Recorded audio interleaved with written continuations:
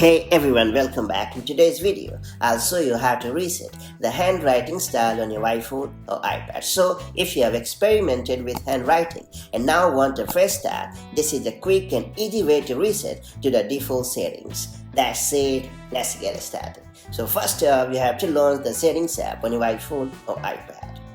And then you have to scroll down a bit and choose the general option. And then you have to scroll down to the bottom of the screen and choose transfer or reset iPhone or iPad.